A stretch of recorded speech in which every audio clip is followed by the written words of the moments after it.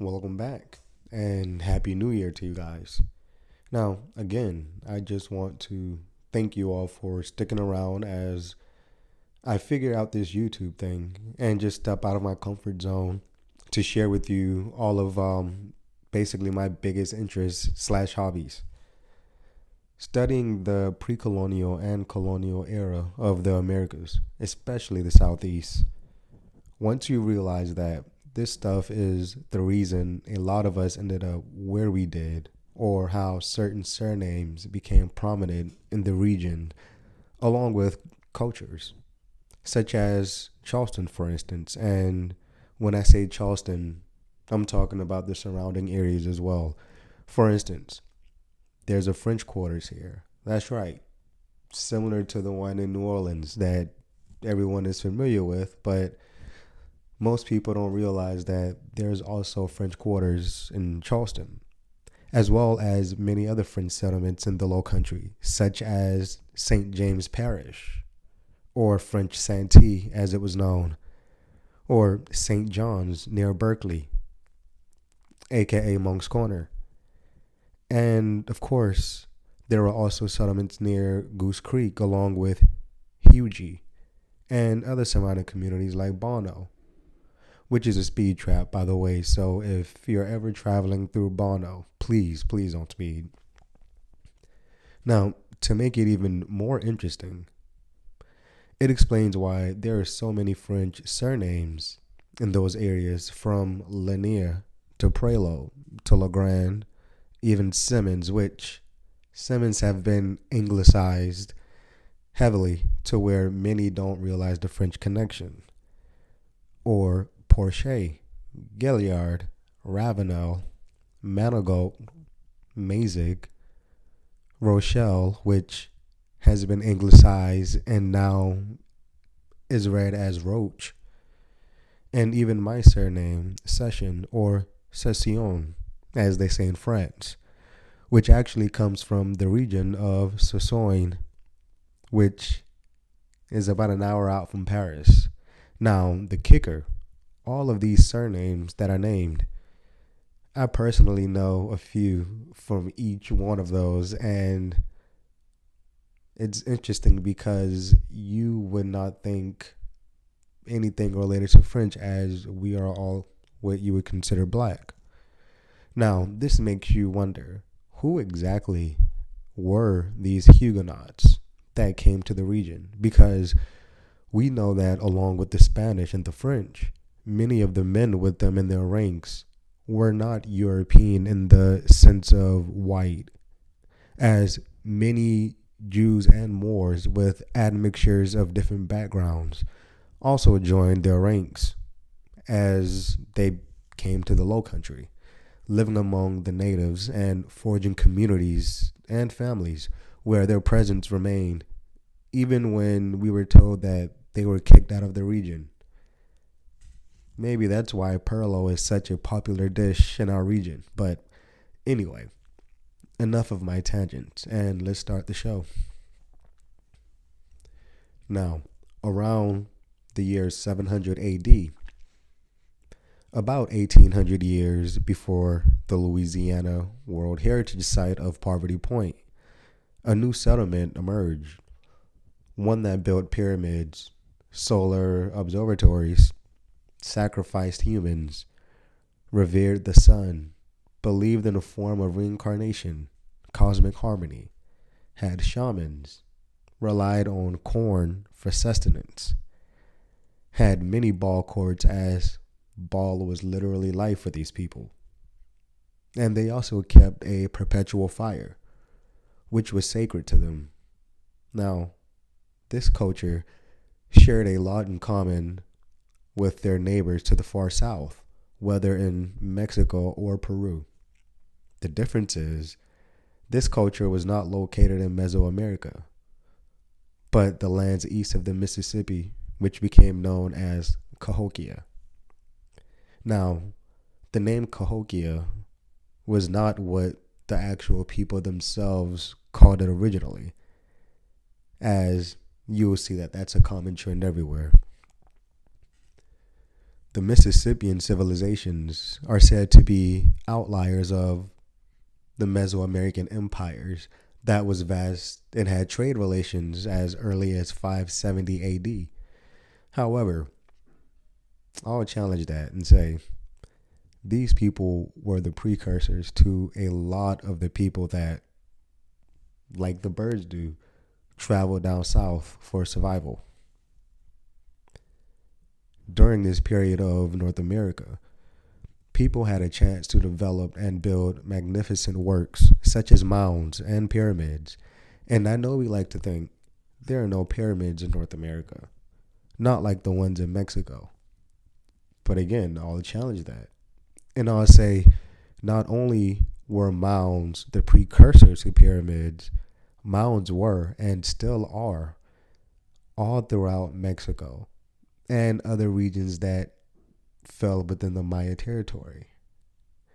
And all of those mounds predate the famous pyramids we know of today, such as the Pyramid of the Sun and Moon in Mexico City. And also, as people and technology advance, so do their works. So again, not only, but all throughout the Mayan territories, from Guatemala, Belize, and beyond, you had mounds. Now, here are some examples of many other mounds that predate the pyramids that we are familiar with. In fact, most of the stone pyramids in Mexico that we see started as earthen mounds and was later updated with stonework. And to the contrary, many of the stonework pyramids in the southeast, as well as many of the mounds that existed all over, and I'm talking thousands of mounds, were all either destroyed by Europeans, only leaving a few which can still be visited today, although several still exist on private property that we don't have access to. And those that weren't destroyed by Europeans were abandoned due to other conflicts and still exist deep in nature, either overgrown and no longer recognizable to the naked eye, or destroyed just by time alone. People of this civilization were also able to spread their influence to the vast surrounding regions. The same mounds found by the Mississippian cultures all across the southeast were also found in Tabasco, Mexico, at the Olmec site of La Venta. The Adena and Hopewell civilizations predated the Mississippians and provided them with the blueprint, as the latter would occupy the same lands while expanding. The Mississippians would be connected via trade, culture, related languages, and kinship through marriages. The groups of people that we would come to know as the Iroquois, the Cherokee, the Creek, the Siouan, etc., were the descendants of these people, forced to reorganize structurally with different groups of people with a similar culture and adopting tribal confederacies over the former paramount chiefdoms. An example of this would be several waves of Maya migrations to the southeast. And yes, many of these groups had roots in what is now the southeast before migrating into what is now Mesoamerica. One more point to make with this is when you hear terms like Olmec and Maya, you tend to separate the two when in reality the Maya were just the descendants of the Olmec and not a different group of people. No different than many people of color with deep ties to the Southeast being descendants of the indigenous groups that were eventually overthrown in the 17 and 1800s, and not some newcomers to these lands by way of the transatlantic slave trade like mainstream history liked to paint. During this pre-Columbian era of the Americas, there were other groups of conquerors that impacted major shifts. The group of people who we know today as the Aztecs, would cause some displacement in the Mesoamerican world with their arrival in the lands of the ancient Maya.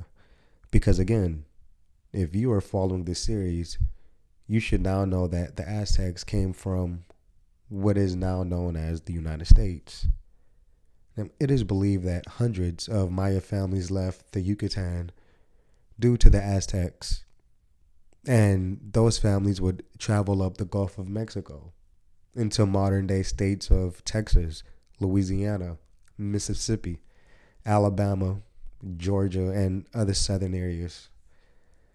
Now, in the aftermath of relocating, these newcomers began mixing with the Mayas who made the migration to the southeast earlier, along with the Indians who were already in the southeast, and would become a part of the Mississippian world, with their descendants spreading all over the southeast, belonging to many of the southern tribes that we have now come to know.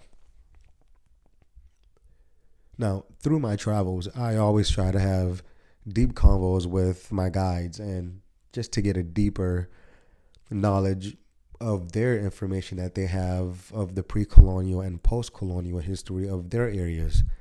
And there is always a similar response.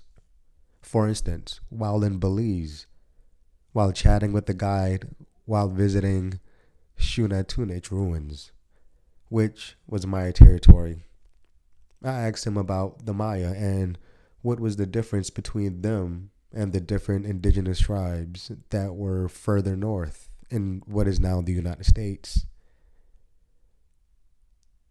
When I asked, he looked at me and smiled and said nothing. They were the same stock, just lived in different locations. Then, once learning that I was from South Carolina, he told me of how once the British took over Belize from the Spanish, which they had a presence since the 1700s, and by they, I'm talking about the British. They brought slaves with them from Charleston, South Carolina, who actually were left in Belize.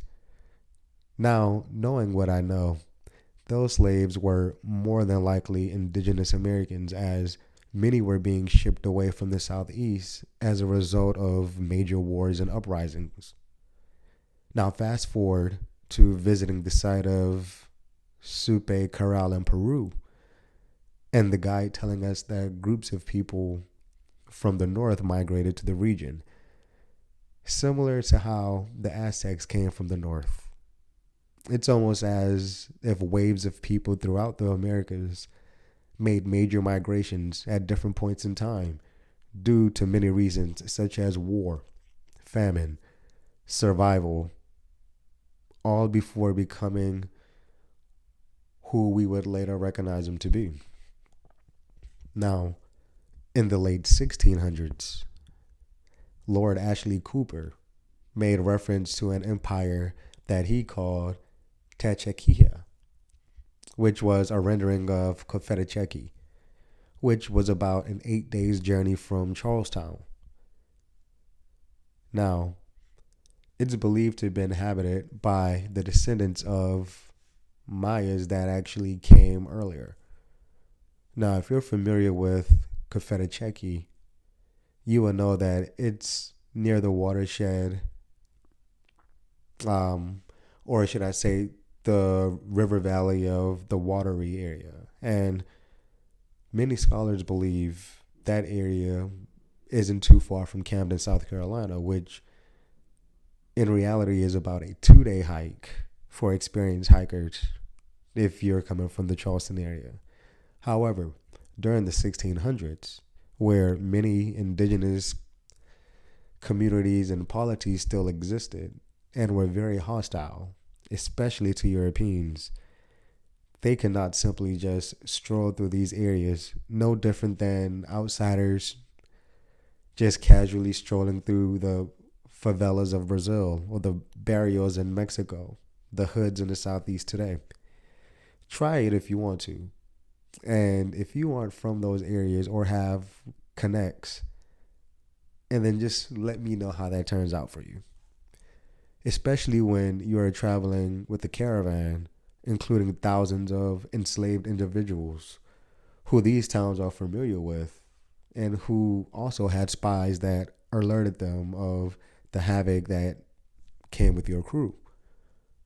Which is why that journey took much longer than it should have. They could only travel limited hours, as you can imagine the hell that broke loose once night falls, where there's no street lights, at least not in the 1600s, that could save you deep inside enemy territory, who bred warriors that went toe to toe with not only the Spanish and French, but even greater adversaries, and they came out on top. Now, diplomacy was crucial, which was another reason captured indigenous people were forced to lead the way to hostile territories, as they could broker peace between the groups as they were similar culturally, and would announce the caravan arrival and give appropriate gifts and tributes to make peaceful negotiations for a safe passage through their lands, or even to stay in their territory without any aggressions. Granted, many of the conquistadors and soldiers with them were known to have ulterior motives and would break their words, which resulted in many casualties and new slaves. Another thing that delayed travel was the lack of modern things, such as bridges and modern roads. Also, there weren't as many large tracts of cleared land as you see today. And of course, there was no GPS. Instead, many of the creeks, rivers, and swamps would either needed to be avoided or crossed by boats or canoes, or whatever way they did, as unfortunately I was not there at the time to tell you exactly how they did it. Now, I was lucky enough to grab a copy of the Shaftesbury Papers from the historical site of Charlestown Landing. And yes, Charlestown and not Charleston, which it's called today. But anyway, that was the original home of the Kiowa. So if you are local to the area, it's definitely a good book to check out if you are into colonial history of the region. And since you're checking out this video, I would make the safe bet and say that you are. The book can also probably be found at the South Carolina Historical Society, which I had the pleasant surprise of finding an old map of Georgetown, South Carolina, at its founding. And on that map, it listed family names who basically were at that location at the time of the making of the map. And along the Black River, where I grew up and where my family has been for generations, I stumbled upon my surname listed on the map. So to make it even more interesting, the very same spot that my family still resides today, the area where the Winyah thrived. Now, the different groups in the region, they would also speak a Miccosukee dialect, a dialect closely related to one of the Yucatán, whose people and traditions speak of them migrating from southern Mexico to the mountains in Georgia. Now, a portion of the Seminoles who migrated deeper into southern Florida during the forced migrations of the Seminoles were noted as being descendants of those Maya from the early migration waves as well. As people migrated to different areas and joined confederations, forming different alliances, groups who were once kinsmen now became enemies. Areas who were once tied together through culture would soon become sworn enemies with one another, or completely separate until their culture no longer resembled.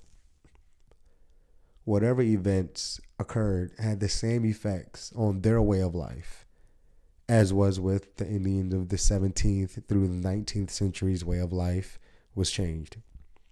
Now, what were those events? Let's dig deeper, because Eurocentric history loved putting the false narrative of the Indians died of European diseases. And in that era, smallpox was essentially their COVID.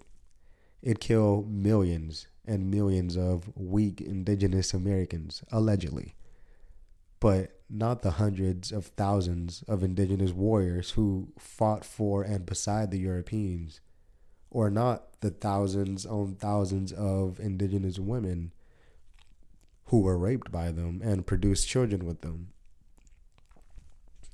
I guess they all got their vaccinations and were safe, but the ones who refused to ally with them and refused to give in to their demands, that's who the epidemic took out. Or was it casualty by war and displacement due to enslavement? That was the real culprit.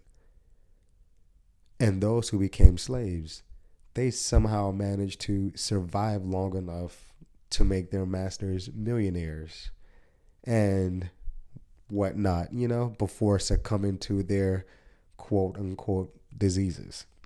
So if you are watching these videos and not just listening, which I highly recommend for a deeper understanding, as I like to draw up images, some taken by myself during my travels to a lot of these places, as well as historical references. You can follow along this short rabbit hole that will keep getting deeper and deeper as time goes on, because again, there were a huge narrative that was just painted to cover up a lot of what really went on in the Americas. And quite frankly, I took that personal. So my goal became uncovering the lies and trickery done to purposely deceive the masses of people from the Americas about who they were and how they somehow started in control but ended up on the bottom of the totem pole. And that's no pun intended. Now, here is a quote from AppalachianResearch.com. South Florida Seminoles still worshipped Mesoamerican deities in the early 1900s. Unlike other branches of the Creek Confederacy, who have been monotheistic for many centuries prior to the arrival of the French and Spanish, their leaders stated that they were descendants from the first civilization in Mexico, now called Olmec, which was generally unknown in 1917.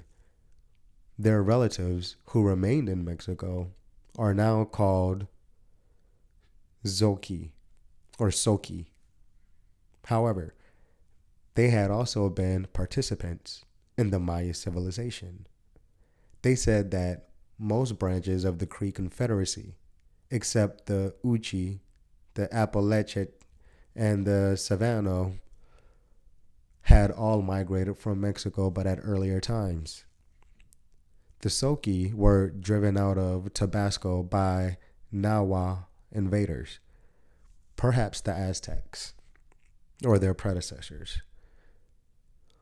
They then migrated northward along the edge of the Gulf of Mexico until they reached the mouth of the Apalachicola, Chattahoochee River. Along the way, they picked up bands of other peoples who were being persecuted by the Nahuatl. The Nahuatl had a nasty habit of cutting out the hearts of their sacrificial victims, then eating their flesh in stews. These bands of indigenous peoples from southern Mexico traveled up the Chattahoochee River until they reached their allies, the Itzat, or the Itzamayas, in the Nacuchi Valley, which was at the headwaters of the Chattahoochee. The town where Salty, Georgia is now located was called Itzate until the land was sold to white families from North Carolina in 1821. Salty is merely the Itzate word for Soki. It was located about 3 miles away on the Soki River until 1924, when the Soki post office moved to be near the new Nacuchi Academy. The majority of the Soki the Itate, the Appalachia, and the Chote living in northeast Georgia died in the horrific smallpox epidemic of 1696. The majority of their survivors left the region in 1725 when British officials tried to force them to join the new Cherokee Alliance. They lived in southwest Georgia until the late 1700s, then started moving farther and farther south in Florida, trying to avoid direct contact with white settlers. Now, here is where the Mikosuki or the Suki migration story issues its biggest surprise. There were both indigenous Mayas and descendants of Maya refugees from the Yucatán Peninsula living in the southern tip of Florida. When the Soki and Itate arrived there, the refugee bands had fled Yucatán in response to oppression from Spanish invaders. The Spaniards created the ethnic name Maya and used it to label all of the indigenous peoples of what is now Yucatán, Campeche, Quintana Roo, Chiapas, eastern Tabasco, Belize, and Guatemala. Thus was born the name Maya, which English speakers wrongly pronounce with an English Y sound. The irony is that the Maya had nothing to do with the classic Maya civilizations. They arrived on the southern tip of Yucatan around 1150 AD from their homeland around Lake Okeechobee, Florida. Now, after it was repeatedly ransacked by hurricanes and maritime people known as the Timucua in Spanish and modern English. They were probably Itza Mayas from the Guatemalan highlands who migrated to southern Florida as early as 1200 to 1000 BC and established the Fort Center mound sites west of Lake Okeechobee. Some Florida Mayas returned to the Yucatan and quickly learned the architectural skill of the Yucatec Mayas, then developed southern Mexico's most advanced post-classic civilization. Indeed, Taino guides told the Spanish that the Maya people lived around Lake Okeechobee, and the Miami, principal Maya people, lived in the southeastern tip of Florida. Their descendants joined with the Creek and Soki immigrants to form the Florida Seminoles. Now, back to the events mentioned earlier. The Carolinas had a new big dog that entered the scene, which was the English, which established Charleston in 1670. Now, I'll go deeper into this in later videos, but for the sake of connecting dots, I'm going to make small mentions. At the time of Charleston founding, or under the English, because that area was already a thriving, important area to the indigenous groups who were already there. The Spanish was still present in the South and was a horrible thorn in the English and French side. In fact, it wasn't until the 1800s, around 1821 to be exact, that the Spanish finally gave up their claims to the South to the British and exited the scene. Now, of course, that 151-year time span was filled with wars and battles that pitted the indigenous against each other at their own expense and caused many groups to be displaced as refugees and slaves. Now, this is where the Westo Indians, who migrated down towards the Savannah River area, would wreak havoc on the local southern groups as they were supplied guns when the majority of the southern Indians did not have access. Matter of fact, whenever you see depictions of American Indians with horses and guns, just know that that's a huge sign that they were allied with Europeans. And those guns were for hunting not only animals, which would be traded to the Europeans, but to earn these guns, they would also have to hunt other Indians as slaves to supply the Europeans. Okay, Now, more details on this will come in future videos, but to continue, before the Spanish accepted defeat, they waged brutal tactics against the English and their native allies, which, when you combine the English and Spanish efforts, no region they occupied was safe from slavery, as both sides were huge slave raiders. They essentially created a dog eat dog world. Either you were the tribes who took their offer and weapons and enslaved their rivals, or they gave your rivals the same offer and then they enslaved you. This brought more destruction to the once great indigenous nations than any germs that came from Europe. Now, all of this would play a role in the Yamasee uprising of 1715, as you will see this come full circle in upcoming videos. So again,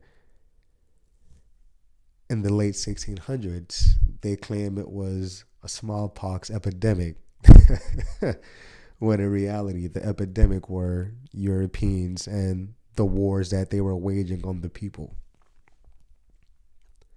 Now, indigenous Americans of what is now the United States were closely related to their Mesoamerican neighbors, culturally as well as visually. Due to Europeans not introducing the system of consumerism yet, there would have been an abundance of wildlife, with nature being more pristine. And more importantly, there would not have been as many brutal wars, as the warfare of the Americas was more about hand-to-hand combat and earning status, hopefully joining the special forces of their time known as war societies, such as the Jaguar and Eagle Warriors. The act of killing on the battlefield did happen, but that was not their main intent, as subjugation and slaves made better uses for their foes. After the fall of the great empires and paramount chiefdoms, a lot of these war societies became slaving societies, who would be hired out by the European traders to fuel their Indian slave trade. Now, the thing that made the indigenous Americans revered was their bravery and warfare, and those very things were the cause of their demise. As quoted by the Incan historian Garcia Lasso, the whole kingdom of Florida could easily be conquered because of several divisions among them. The indigenous, in order to prove their valor and gain experience in warfare, made war with local provinces they weren't allied with, enslaving some while killing or adopting others. Over time, this caused perpetual hatred and war between certain groups. The destruction that the Spanish caused also did end some beefs. In the case of the different head chiefs near the Mississippi, who put aside their perpetual warfare for the better good of their civilizations, as they realized that the Spanish would soon send others to completely destroy not only them, but their neighbors, and would make them slaves to the great wave of Europeans that would come and take their land. So, I will end this video here, as the next installment, I will shed more light on how all of this affected other regions, and dive into what became known as the Beaver Wars, also known as the French and Iroquois Wars, which took place from 1609 to 1701.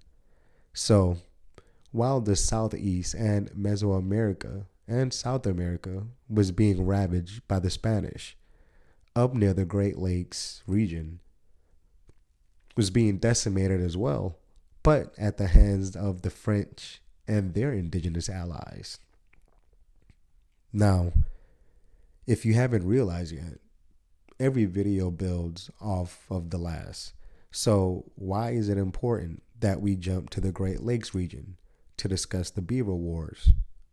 Well, it was these wars that forced the tribe that became known as the Westos to move down south, who became major bullies to the southern tribes and struck fear in many as they came with powerful European allies, who they met while in the Virginia area, who were none other than the English.